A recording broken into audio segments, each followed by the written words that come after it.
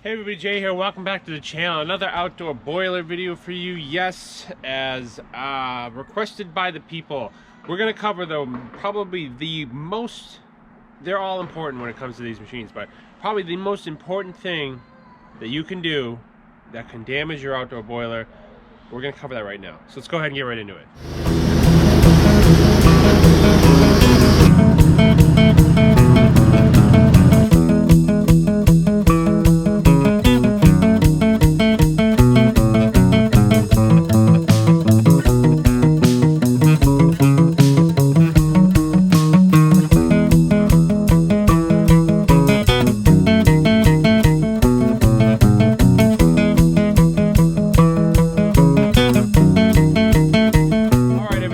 Obviously it's heating season. We've been making a handful of boiler videos.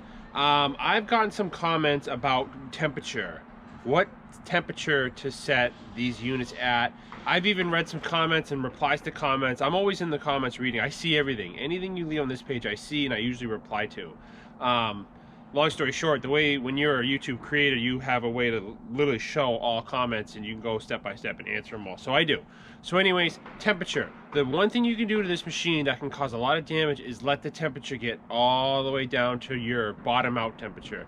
Now in this case, our bottom out temperature on this machine is 130. So that means this water is now, when it hits 130, if this completely burns out, the inside backup oil is now running to try to keep this water 400 degrees, mind you, at 130 degrees. So you do not want to let these machines cool down. You want to have them running between 170 and 180, 175 to 185. I generally run mine at the highest setting it can go. So mine will fluctuate 175 to 185. There is a huge misconception on, oh Jay, I run my wood boiler at 150 because I save wood. That is the most bogus thing I've ever heard. Think of your car. When you start your car, your temperature gauge is down here, and then it gets to about a quarter, runs at about, we'll call it half.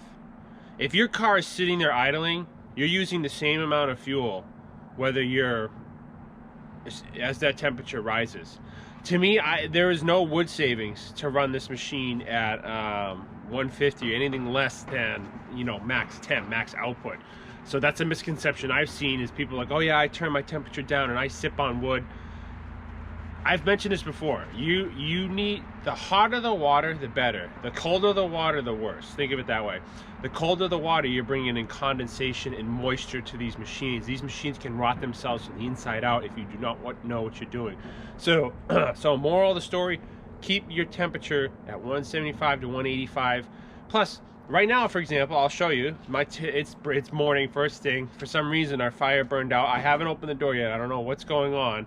I don't know what happened overnight. It was a cold night, so maybe I just didn't load it enough. But my temperature now is at 161. So that means the return water coming back to this machine is probably like 145, 150, however much heat loss we have, heat transfer. That would be actually interesting to find out. I'd probably make a video on that. But yeah, without further ado, let's get this fire going. So remember, keep your machines 175 to 185, whatever brand it is. Keep it at the maximum temperature. That is your best protection. Just like your car at operating temperature is going to perform the best versus if you started it cold and then just took off. So remember that. So without further ado, folks, let's open the door and see what's going on. So again, I'm not sure what we got going on here. We got a few leftover logs. Obviously, they're not burning. I think we're just gonna let the camera run. Can you see? Hold on, let me check, make sure you can see. Yeah, you guys can see. There's a little bit of a glare, but you'll be all right. All right, so first things first, like we usually do, we're gonna move all our coals around, everything around.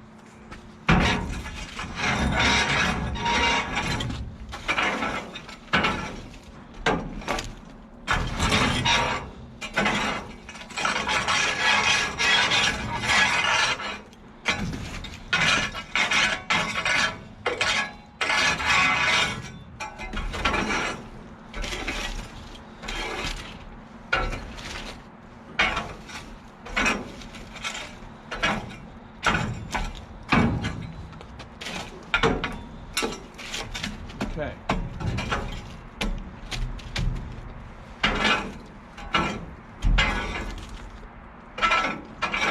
think we probably got enough to get another fire going. So let's grab some kindling and we'll be right back. All right, so as you can see, raking that around a bit, we re-excited our fire, if that's a word. So we're gonna toss that in. I thought we needed it, but we can burn some cardboard. It's not gonna hurt. Let's get some kindling going in here. Got some small camp wood. Camp wood will be fine to burn.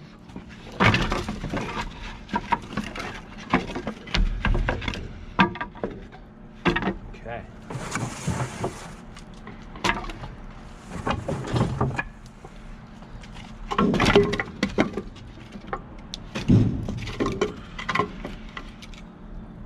Okay.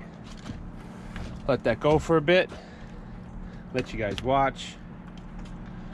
We'll go grab some more wood. Let's grab some slab wood. So we'll let that burn. We'll leave you. Be right back. Enjoy.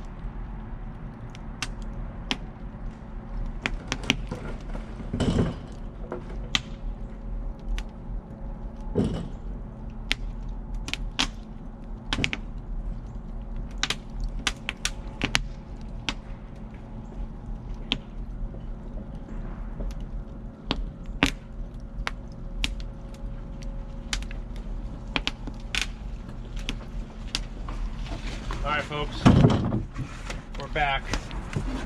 Oh yeah, that's a great fire. So we're gonna throw in some slab wood, some nice dry pine.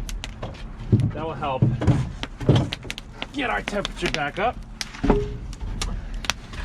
Oh, fish that one out.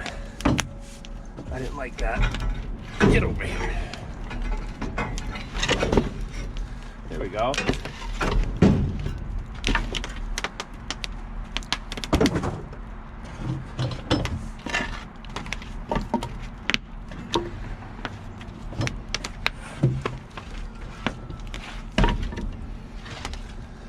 Okay.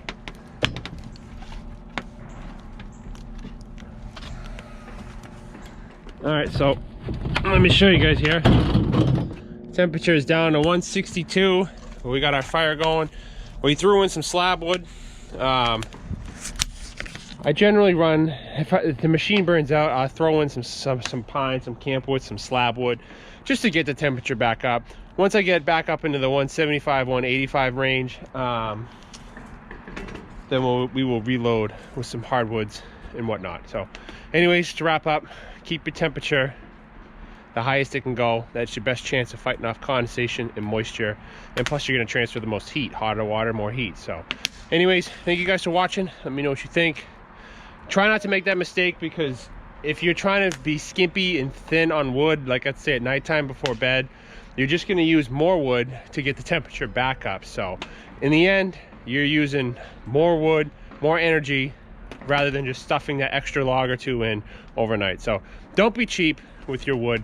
Make sure you feed the beast. And yeah, like I always say, guys, thank you guys for tuning in. I appreciate it. And like I always say, we will see you out in the woods.